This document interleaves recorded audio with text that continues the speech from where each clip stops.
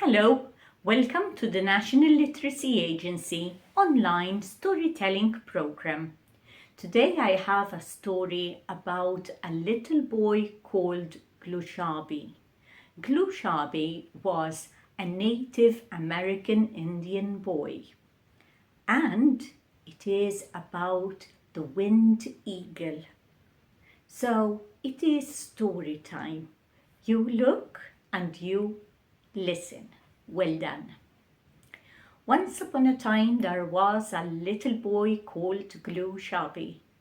Gluscabi lived in one of the many teepee tents that were set at the foot of the many mountains.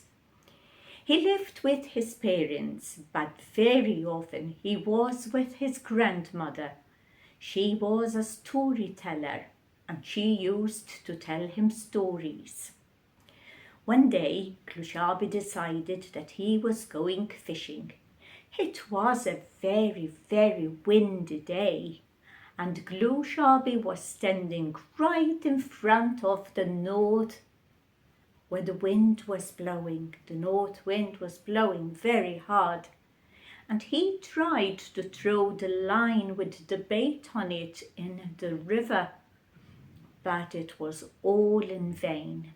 The wind was so strong it kept pushing Gluscabi back and back. He went back to his grandmother, and he was very upset. He was frowning, and he just sat down and crossed his hands.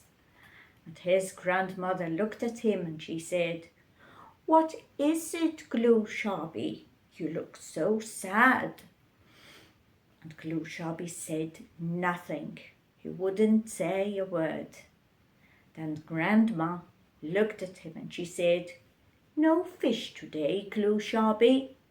And Gluscabi just looked at his grandma. No fish today. It is very windy out there.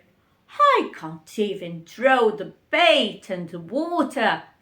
It keeps coming back to me." And he was quiet for a while. His grandmother explained that it was nature, that everything was important, including the wind. And after a while, Gluscabi asked his grandmother, "Grandmother, where does the wind come from?" "Oh, it's the wind eagle that makes the wind. It flaps its wings very hard and often, and it makes the wind. And where do I find the wind?" "Wherever you can feel it, my love.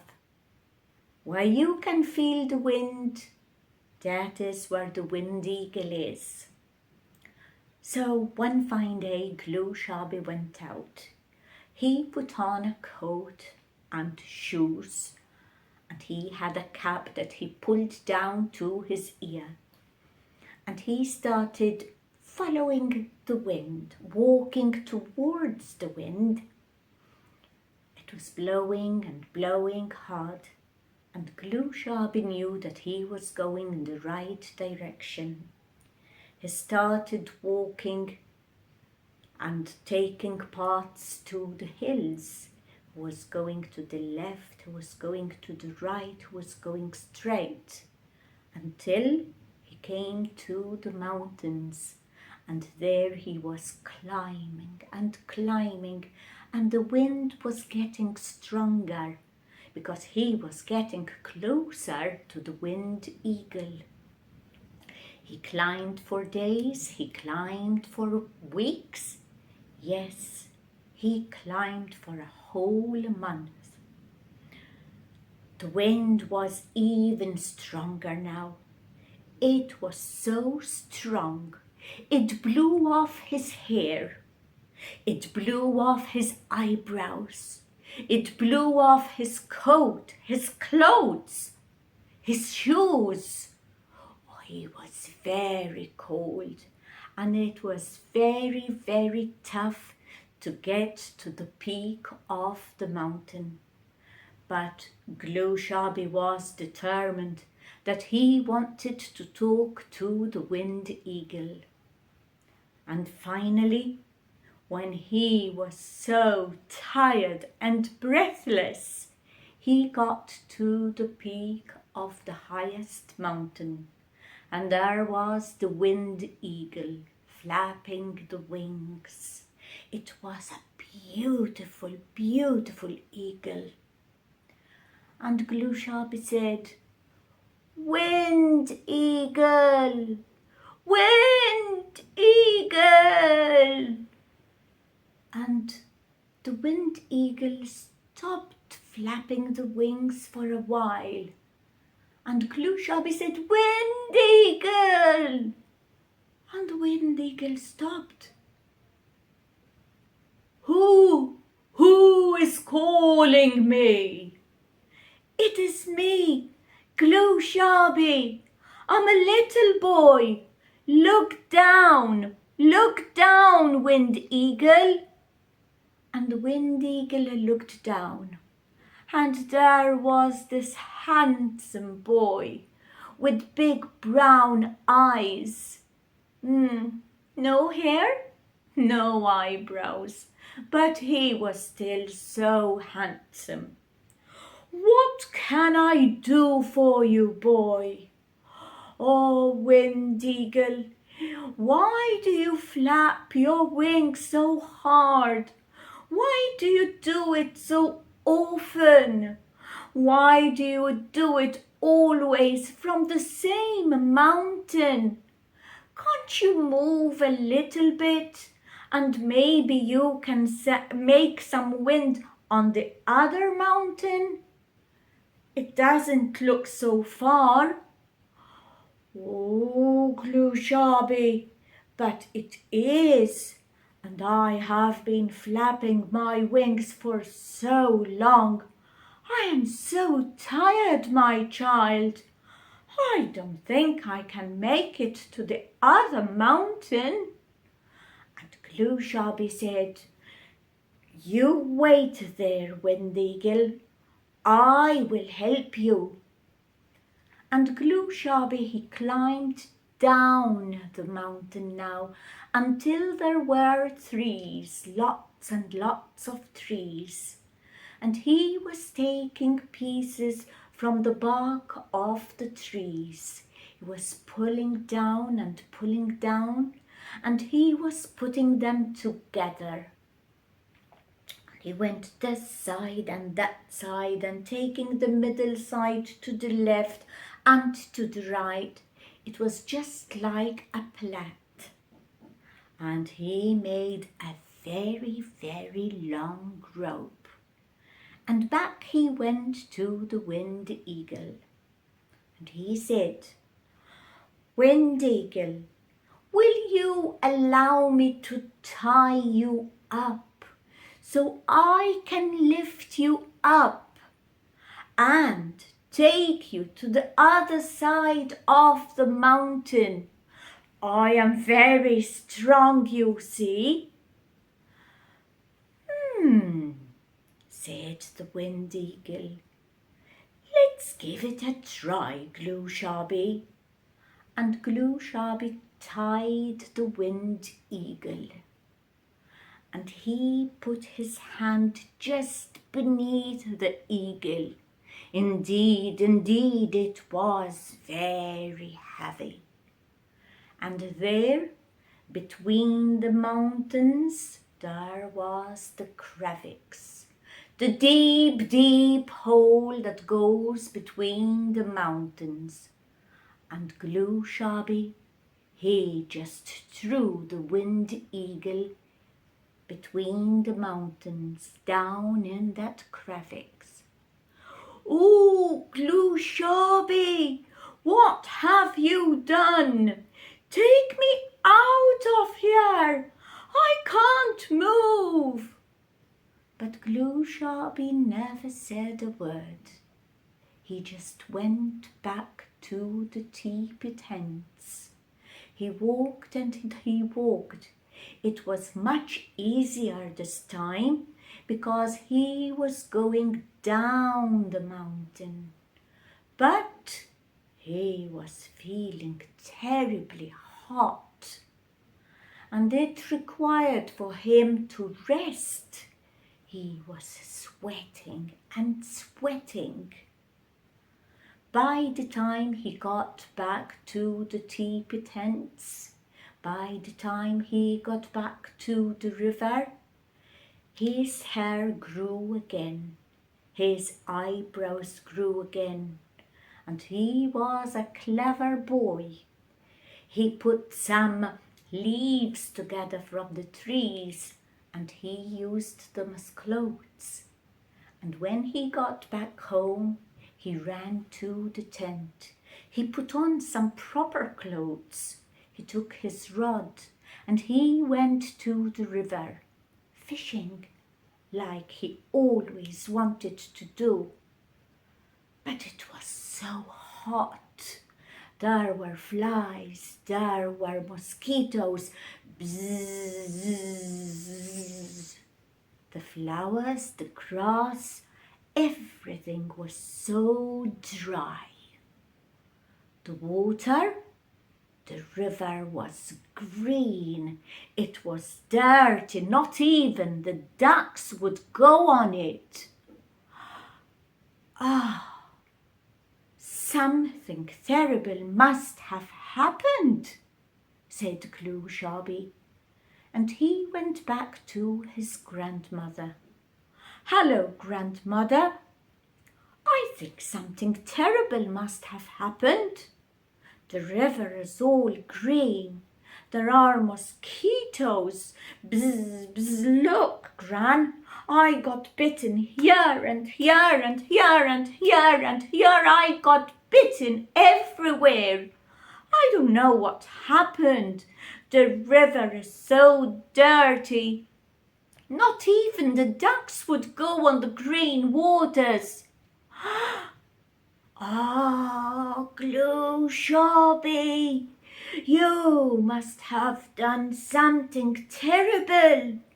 Tell me, have you been to see the wind eagle? Yes, I have. Have you done something really bad to the wind eagle? Yes, Grandma, I have. So you go back to the peak of the mountain. I don't care how much you suffer. Go back to the wind eagle. We need the wind. We needed Gluscabi. And Gluscabi had to climb back. He walked the parts of the hills first, and then he started climbing the mountains. He was terribly hot. He took off his clothes. No, this time no wind blew his hair off. No wind blew his eyebrows away. He climbed and it took longer. He had to rest and climb again. And his nails hurt, his fingers hurt. But finally, he got to the peak of the highest mountain. And he walked and looked down between the two mountains, inside that crevice where it was so dark, and he called, Wind Eagle, Wind Eagle, are you alive? I am so sorry. And the Wind Eagle shouted, Gluscabi, is that you? You have been a very naughty boy. Get me out of here. Maybe now you know how important flapping my wings is. How important the wind is. Get me out of here, boy. And Gluscabi went down very slowly until he was on top of the eagle. He had a knife which he carried with him, and he cut all those leaves, the barks of the trees that he put together as a rope, and he set free the eagle. Wind Eagle, can I hold on to your claws until you fly out of this terrible hole? I'm so sorry. I'm so sorry I did this to you. And the Wind Eagle was kind and allowed Gluscabi to hold on to its claws, and out it flew on top of the peak of the mountain and started flapping the wings again. And there was the wind, there was air, there was life. Gluscabi explained, and he told the Wind Eagle, "But Wind Eagle, can't you stop sometimes? You know, you flap your wings so hard, you work so hard. I'm sure you become tired sometimes. Maybe you can rest." And the Wind Eagle nodded. "Yes, Gluscabi, I do get very tired, and I could do with a rest. And maybe sometime you can fly to the other side of the mountain. You can go on the other peak of the mountain, and you can flap your wings and make some wind on that side of the world. We all need the wind." You are a clever boy, Gluscabi. "Yes, of course I can fly, and I can go to any mountain I like, and I can make the wind from anywhere I like. I will listen to you, and thank you very much for your advice, boy. Thank you so much." And Gluscabi, he went down the mountain. This time it was easier because the Wind Eagle was helping him go down. It was flapping the wings and making some wind to help him go down beautifully. And when he went down, it took him time. Yes, it did take him time.